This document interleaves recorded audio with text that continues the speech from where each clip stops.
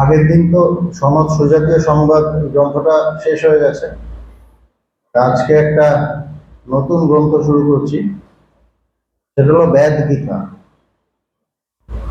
আমি আগে এই বইটা পড়িনি, জানি না এর ভেতরে কি আছে।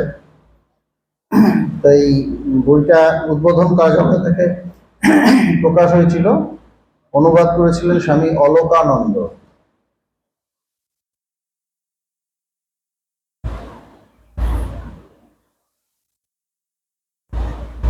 এখানে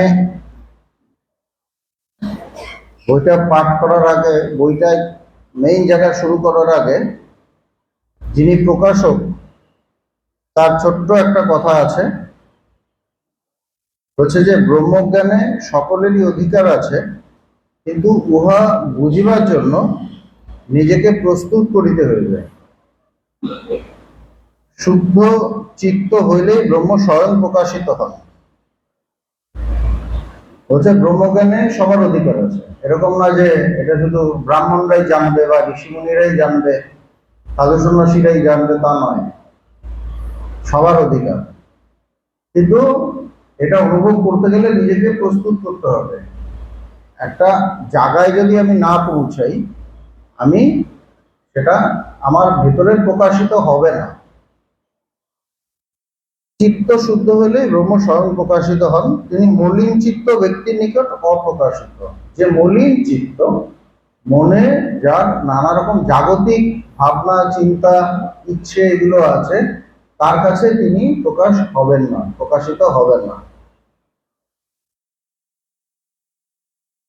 ধর্মবেদ যদিও মাংস বিক্রয় করিয়া জীবিকা নির্বাহ করিতেন, তথাপি তিনি ধীর ব্যক্তি ছিলেন। তো এখানে বেদ গীতা মানে একজন বেদ, যাকে জাগতিকভাবে তথাকথিত যিনি ছোট জাত, তিনি মাংস বিক্রি করেন,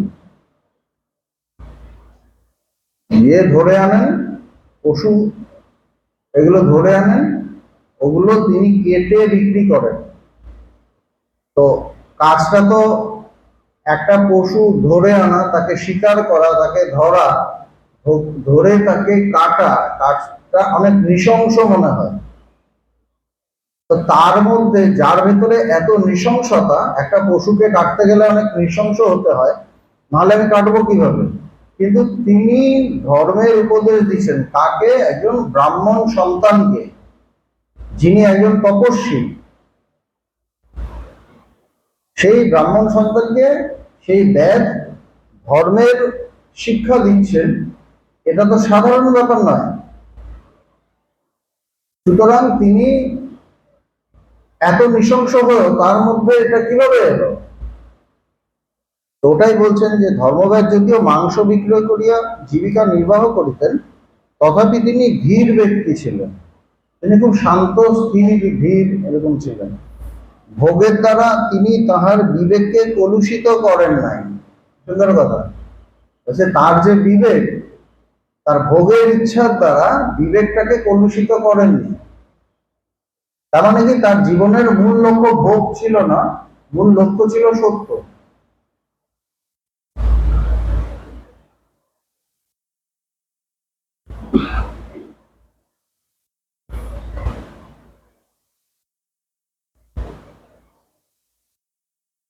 তারপর ভূমিকা যিনি লিখেছেন, অনুবাদক আর কি, স্বামী অলোকানন্দ।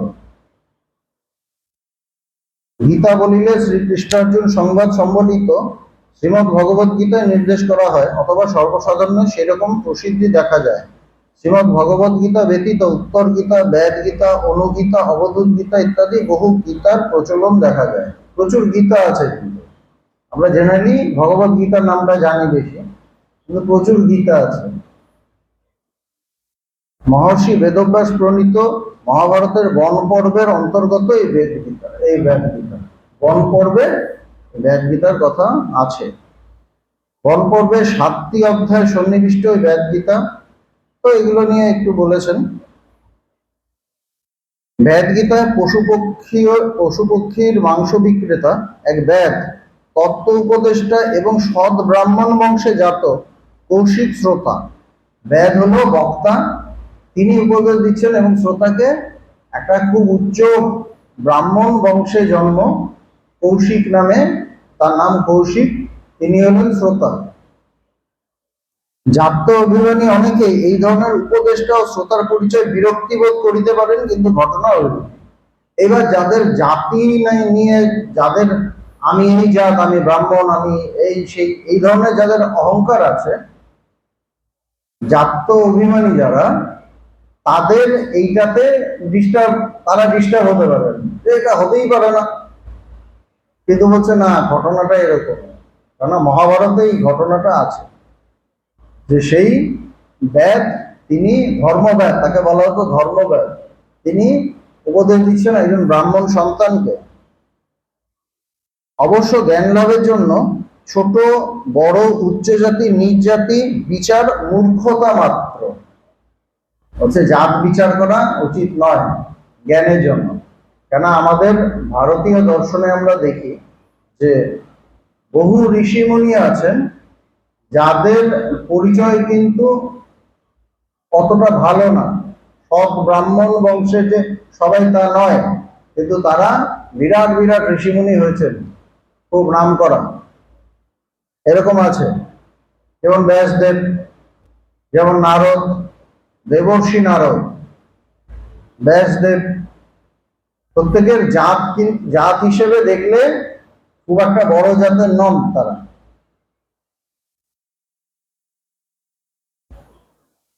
অবশ্য জ্ঞান লাভের জন্য ছোট বড় উচ্চজাত নিচুজাত বিচার মূর্খতা মাত্র। উপনিষদেও দেখা যায় ব্রাহ্মণ শ্বেতকেতুকে, ঋষিপুত্র শ্বেতকেতু ব্রাহ্মণ, তাকে ক্ষত্রিয় প্রবাহন জৈবিলীর নিকট জ্ঞান লাভ করতে। তার বাবা তাকে কোথায় পাঠিয়েছিলেন? প্রবাহন জৈবিলীর কাছে। তিনি একজন ক্ষত্রিয় রাজা, সেখানে গিয়ে তার জ্ঞান হয়, জ্ঞান লাভ করে। জ্ঞানই তাহাকে শ্রেষ্ঠত্বের আসন দান করিয়াছে। সুতরাং আসল কথা হলো, তুমি কি জ্ঞান লাভ করেছো? তুমি কি সত্যকে জেনেছো? এইটা হলো তার আসল স্টেটাস। কে কোন জাত, কে ব্রাহ্মণ, কে ক্ষত্রিয়, এটা বড় কথা নয়। সে কি জ্ঞান লাভ করেছে, সে কি সত্যকে জেনেছে, ব্যাস এটা হলো মূল কথা। যদি জানো তাহলে ঠিক আছে, সব ঠিক, আর যদি না জানো তাহলে হলো না। এটা হলো ভারতীয় দর্শন।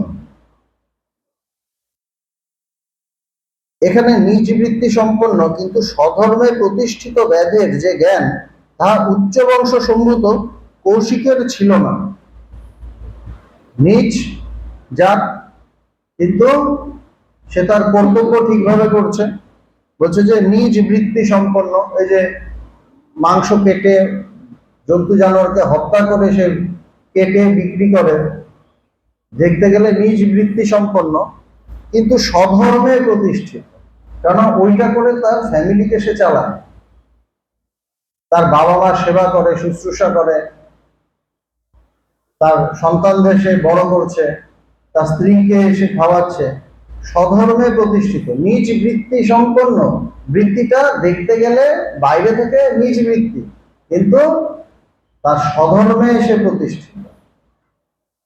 বলছে তার যে জ্ঞান হয়েছিল ব্যাধের, ধর্মব্যাধের, সেইটা সৎ ব্রাহ্মণ বংশে জন্ম, খুব তপস্যা করা কৌশিকের, সেই জ্ঞানটা ছিল না।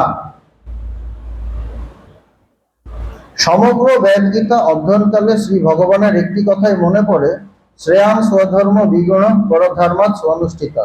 এই স্বধর্মে অধিষ্ঠিত হইলে কি অভাবনীয় ফল লাভ হয়, তার উজ্জ্বল দৃষ্টান্ত পতিব্রতা রমণীয় ধর্মব্যাদ। কেউ যদি নিজের কাজটা ঠিক মতো করে, তার যে ধর্ম সেটা যদি ঠিক মতো করে, সে কোন জায়গায় পৌঁছাতে পারে তার নিদর্শন হলো এই ধর্মব্যাদ। এবং ওখানে একজন মহিলার কথা আছে, একজন পতিব্রতা মহিলার কথা আছে, তিনি বেদ কথিত চরম বেদান্তের কথা, বিশেষত পূর্বজন্মের কথা, স্মরণোত্তর যে কথাগুলি আছে, তা পাঠ করিলে মনে বিস্ময় জাগে যে এত সূক্ষ্ম তত্ত্ব কিরূপে মাংস বিক্রেতার অধিগত হয়। এখানে পরে এরকম কোন তত্ত্বের কথা নিশ্চয়ই আছে যেটা ভীষণ সূক্ষ্ম। হচ্ছে একজন মাংস কেটে বিক্রি করে কসাই, তার কাছে এরকম তত্ত্ব কিভাবে প্রকাশিত হলো?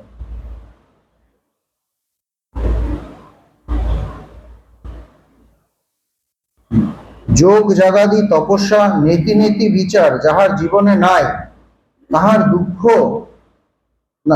যাহার জীবনে নাই তাহার মুখে একই তত্ত্ব শুনি।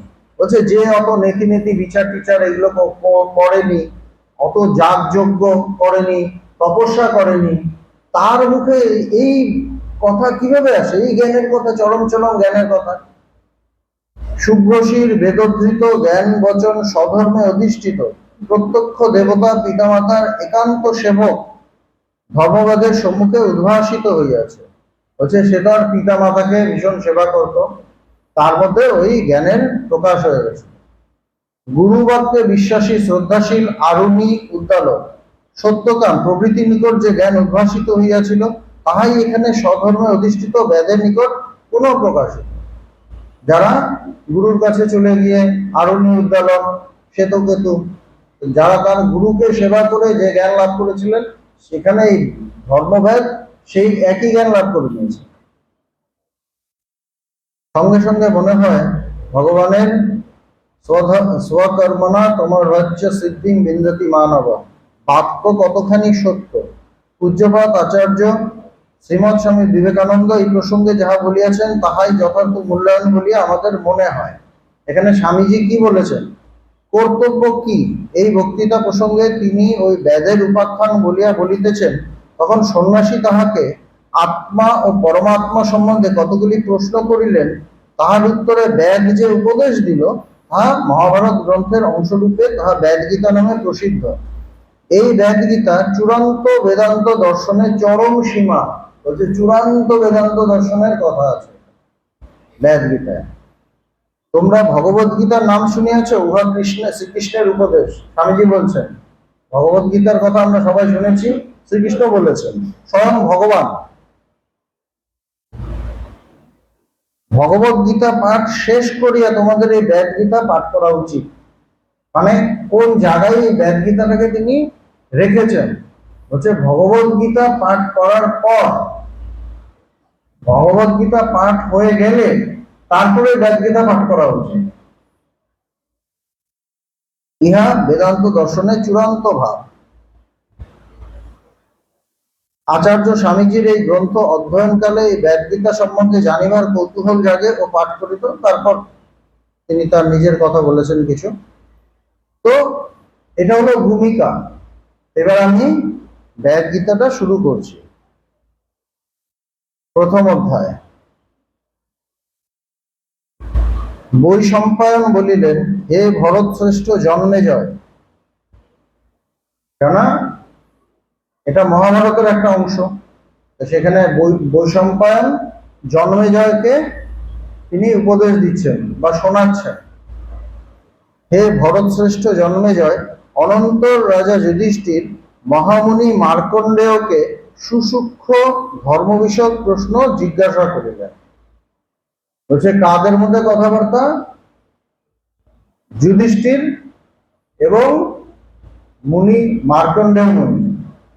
মার্কণ্ডেয় মুনি বিরাট মুনির, মানে মুনির জগতে একটা মানে বিরাট তার নাম ঋষি মুনিদের মধ্যে, চরম জ্ঞানী। তাকে কে জিজ্ঞেস করছেন? যুধিষ্ঠির। যাক, আমরা দুর্যোধন থেকে এবার যুধিষ্ঠিরে এসেছি। অনেকদিন সরি ধৃতরাষ্ট্র থেকে, অনেকদিন ধৃতরাষ্ট্র নিয়ে আমরা পড়েছিলাম। যুধিষ্ঠির বলিলেন, হে ভগবান, সূক্ষ্ম ধর্মজ্ঞ বিপ্র। বলছে যে আপনি সূক্ষ্ম ধর্ম জানেন, ধর্মের সূক্ষ্ম সমস্ত দিক আপনি জানেন। আপনার কর্তৃক যথার্থ রূপে বর্ণিত স্ত্রীলোক দিগের উত্তম মাহাত্ম্য শুনিতে ইচ্ছা করি।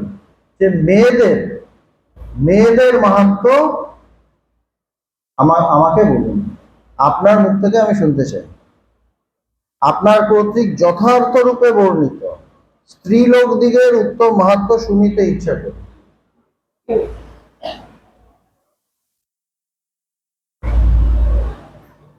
এটা বন পর্বে, তার মানে তার আগে নিজের বউকে তিনি ইয়েতে দিয়ে দিয়েছিলেন, ওই পাশা খেলায় তিনি লাগিয়ে দিয়েছিলেন। তো তার জন্য এই পাঠের দরকার আছে। যে মেয়েদের কি মাহাত্ম্য হয়, এটা তা জানা দরকার, এবং সেটাই জিজ্ঞেস করেছেন। হে সাধু শ্রেষ্ঠ ব্রহ্মর্ষি, এই জগতে সূর্য, চন্দ্র, বায়ু, পৃথিবী, অগ্নি, পিতা, মাতা ও আচার্যকে প্রত্যক্ষ দেবতা রূপে দেখা যায়। আমাদের ভারতীয় দর্শনে বলে যে এনারা প্রত্যক্ষ দেবতা। কাদের বলছে? সূর্য, চন্দ্র, বায়ু, পৃথিবী, অগ্নি, পিতা, মাতা ও আচার্য মানে গুরু, তাদের প্রত্যক্ষ দেবতা রূপে দেখা যায়। হে ভগবান ভৃগুনন্দন, ইহা ভিন্ন দেবতা রূপে বিহিত ও দেবতা বিগ্রহ সমূহ আমরা তাহাই প্রত্যক্ষ করিয়া থাকি। আর যে বিগ্রহ আছে সেখানেও আমরা তাদের সেইভাবেই দেখি। সমস্ত গুরুজন একমাত্র পতিপরায়ণা স্ত্রীলোকগণ উভয় পূজনীয়, তথাপি পতিব্রতা দিগের পাতিব্রত্য আমার নিকট সুকঠিন বলিয়া প্রতিভাত হয়। বলছে গুরুজন এবং পতিপরায়ণা স্ত্রীলোক, যারা পতির খুব সেবা করে, তাদের প্রতি খুব সৎ থাকে, এবং বলছে তারা দুজনই গুরুজনদের যেরকম পূজনীয়, এবং যারা ঠিক ভাবে পতি সেবা করছে তারাও পূজনীয়। তথাপি পতিব্রতা দিগের পাতিব্রত, যারা পতিব্রত হয় তাদের যে এই যে কোয়ালিটিটা, এইটা যুধিষ্ঠির বলছেন আমার কাছে এটা খুব কঠিন মনে হয়, এটা অত সহজ নয়, এটা সহজ বস্তু নয়। হে নিষ্পাপ প্রভু, মন সহ চক্ষুরাদি ইন্দ্রিয় সংযম পূর্বক পতিকে দেবতুল্য চিন্তা করত সংসারে অবস্থানকারী পতিব্রতাদিগের মাহাত্ম্য আপনি আমাদের নিকট ব্যক্ত করুন। বলছে যিনি নিজের মনকে কন্ট্রোল করেন, সেই স্ত্রীরা যারা নিজের মনকে, সমস্ত ইন্দ্রিয়কে কন্ট্রোল করছেন, কন্ট্রোল করে তার পতিকে দেবতুল্য চিন্তা করাতো, মানে পতিকে দেবতার মতো করে বা দেবতার আসনে তারা রাখছে, করে সংসারে অবস্থানকারী পতিব্রতা দিগের মাহাত্ম্য, এইভাবে সংসারে যারা আছে তাদের মাহাত্ম্য আপনি বলুন। ভগবান প্রভু এই কার্য আমার নিকট সুকঠিন বলিয়াই বোধ হয়। বলছে আমার তো মনে হয় এটা ভীষণ কঠিন, এটা অত সহজ ব্যাপার নয়। কেননা পতিকে সেবা করতে গেলে যথার্থ পত্নী মানে ঠিক ভাবে তাকে তার সমস্ত মন মানে ইন্দ্রিয় সমস্ত কিছুকে কন্ট্রোল করতে হয়। তার মন ইন্দ্রিয় যদি অন্যদিকে ছোটে, আরেক দিকে ছোটে, অন্য পরপুরুষে আকৃষ্ট হয়, তখন তো সে পতিব্রতা হবে না। সেই জন্য বলছে যে তার মানে তাকে কতটা শান্ত হতে হয়, স্থির হতে হয়, না হলে তো এটা হবে না।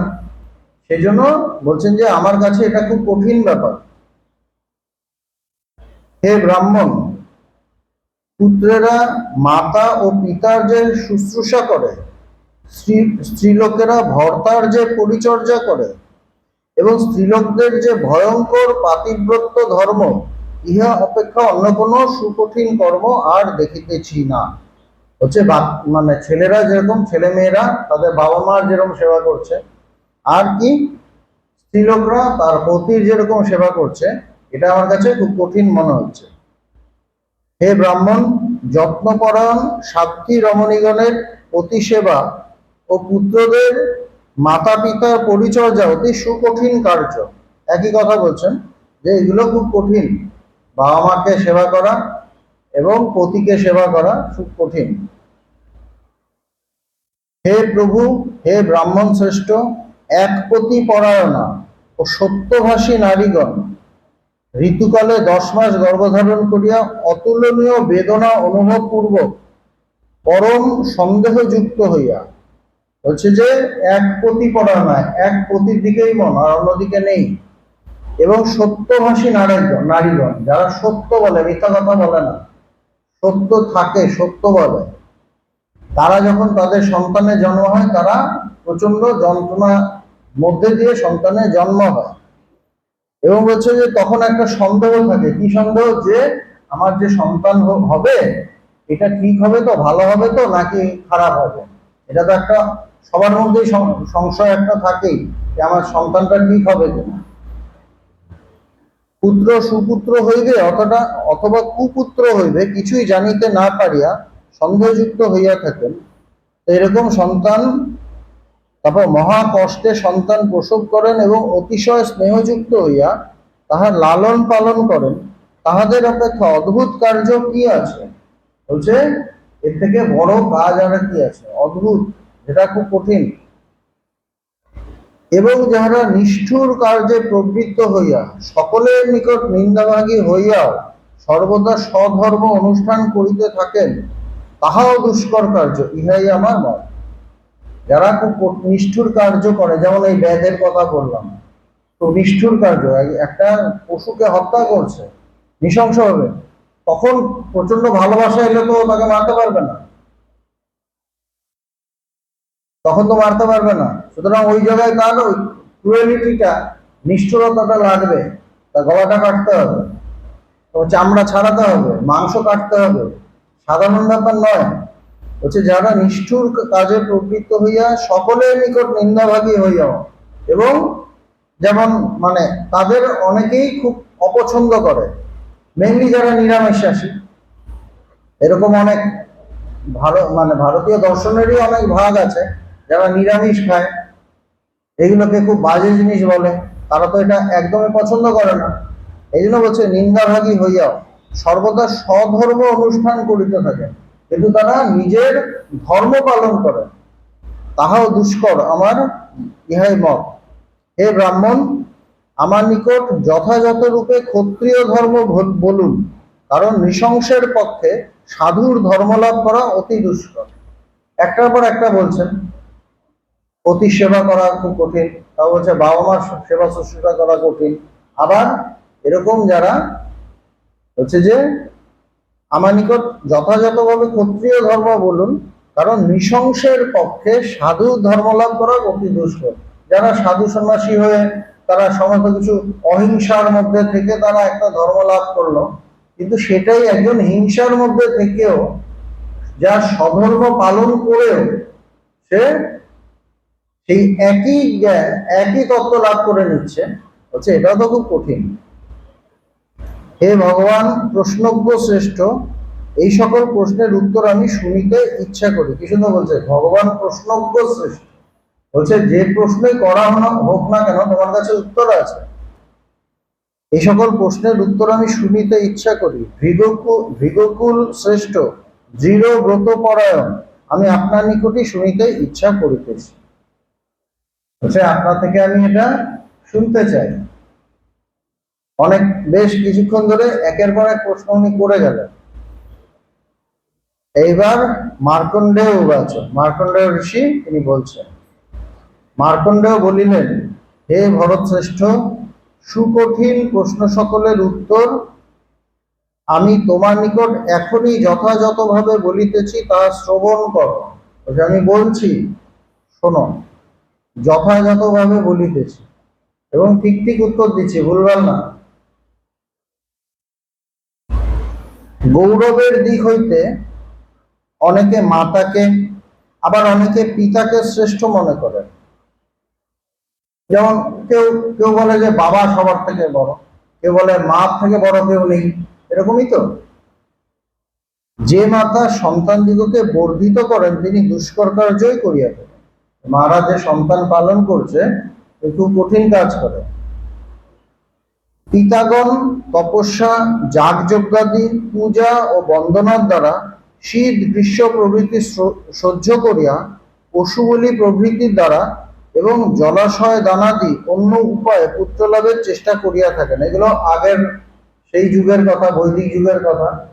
তো সেই যুগের কথাই বলছেন যে পিতারাও তারা তপস্যা করেন, তারা অনেক যাগযজ্ঞ করেন, তারা অনেক দান ধ্যান করেন, শীত গ্রীষ্ম সহ্য করেন, পশু বলি, তো ওই পুজো টুজো হলে বলি হতো, তো এইসব করেন। বলছে এইভাবে পুত্র লাভের চেষ্টা করেন, পুত্রের জন্য তারা অনেক যজ্ঞ করতেন। হে বীর, এইরূপ মহা কষ্টে অতি দুর্লভ পুত্র প্রাপ্ত হইয়া সেই পুত্র কি প্রকার হইবে তাহারা সবাই সেই চিন্তা করিতে থাকে। এবার সন্তান হলো, সেই সন্তান কেমন হবে সেটাও তারা ভাবেন। হে ভরত নন্দন, পিতামাতা উভয়ই পুত্রের যশ কীর্তি ঐশ্বর্য ধর্ম সন্তানাদি আকাঙ্ক্ষা করিয়া থাকেন। তারা চান যে পুত্র বড় হোক, খুব নাম হোক, তার অনেক টাকা পয়সা আসুক, তার অনেক বিদ্যা হোক, যশ হোক, কীর্তি হোক, এগুলো তারা চান বাবা মা। হে রাজশ্রেষ্ঠ, যিনি পিতামাতার সকল আকাঙ্ক্ষা পূরণ করেন তিনি ধর্মজ্ঞ। বলছে বাবা মার যে ইচ্ছেগুলো থাকে যিনি ধর্ম মানে এগুলো পূর্ণ করেন তিনি ধর্মজ্ঞ। যাহার উপরে পিতামাতা সর্বদাই সন্তুষ্ট থাকে তাহাদের ইহ ও পরকাল কীর্তি ও ধর্ম চিরস্থায়ী হয়। বাবা মা যদি স্যাটিসফাই থাকেন তাদের সমস্ত কিছু চিরস্থায়ী হয়। তারা কিছু লাভ করলো, অ্যাচিভ করলো জীবনে, সেটা চলে যাবে না, সেটা থাকবে। তাদের কীর্তি, তাদের ঐশ্বর্য, এগুলো চিরস্থায়ী হয়।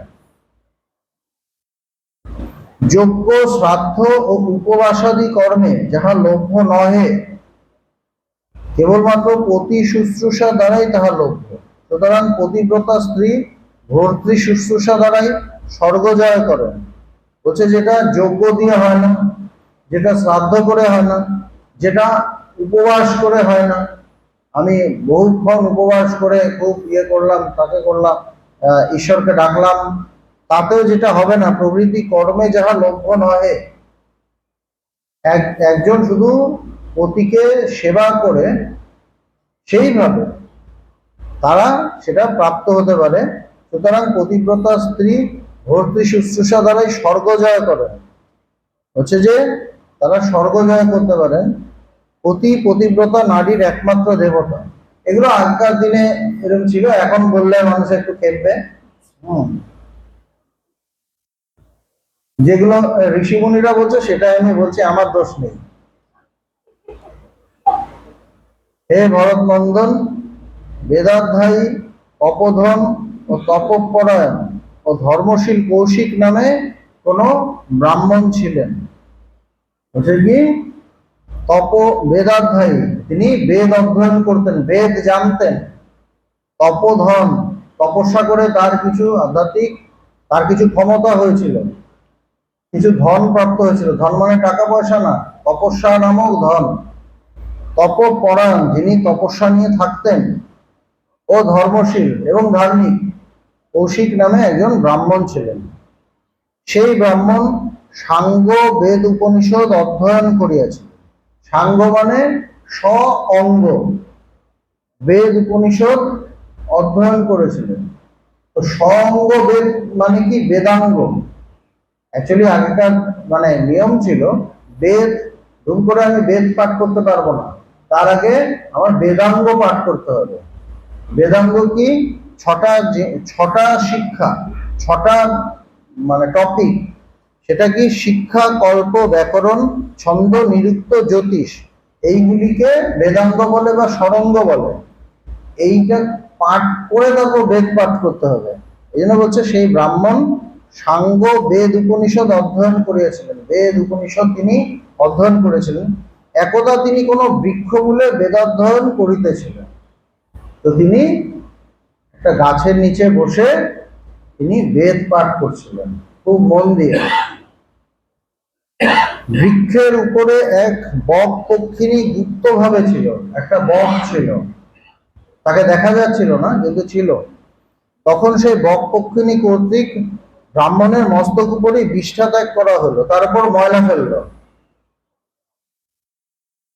তখন কৌশিক ক্রোধান্বিত হইয়া তাহার মৃত্যু চিন্তা করিলেন ও ক্রোধ অভিভূত হইয়া তাহার প্রতি দৃষ্টিপাত করিলেন। একটা সিরিয়াসলি বেদ পাঠ করছে, মাথার মধ্যে যদি ময়লা ফেলে মাথাটা গরম হয়, মাথা গরম হয়ে মানে মরু কেটে এরকম করে তাকিয়েছে। ব্রাহ্মণ কর্তৃক মৃত্যু চিন্তা করিবা মাত্রই বক পক্ষিণী ভূতলে পতিতা হইল। যেই তার ভাবটা এরকম হয়েছে, এরকম তাকিয়েছে, সঙ্গে সঙ্গে সেটা মাটিতে পড়ে গেছে। এরকম তো কেউ হলে খুব মুশকিলের ব্যাপার। তখন ব্রাহ্মণ তাহাকে অচেতনা ও প্রাণহীনা অবস্থায় পতিতা দেখিয়া, তখন দেখছে যে তার সেন্স চলে গেছে এবং তার মৃত্যু হয়েছে। ব্রাহ্মণ দেখছে, দেখে দয়াবশত সর্বপ্রকারে সন্তপ্ত হইয়া শোক করিলেন ও বলিলেন, আমি ক্রোধাক্রান্ত হইয়া অকার্য করিয়া ফেলিয়াছি। তো দেখে তার খুব কষ্ট হয়েছে, বলছে যে আমি খুব বাজে কাজ করলাম, আমার রাগ এমন মাথা গরম হয়ে গেছিল। তিনি বুঝতে পেরেছেন তার যে রাগ উঠে গেছিল, মাথা গরম হয়ে গেছিল, এটা আমি ঠিক করিনি। তার ভেতরে একটা কষ্ট হয়েছে। তার অহংকার ছিল ঠিকই, কিন্তু তার বিবেকও ছিল। এর থেকে কি বোঝা গেল, তার যে বিবেক একদমই ছিল না তা নয়, বিবেক ছিল। শুধু যে অহংকার আমি বিরাট কিছু তা নয়, তার ভেতরে একটা বিবেক ছিল, তার কষ্ট হয়েছে। এরপরের ঘটনা পরের দিন।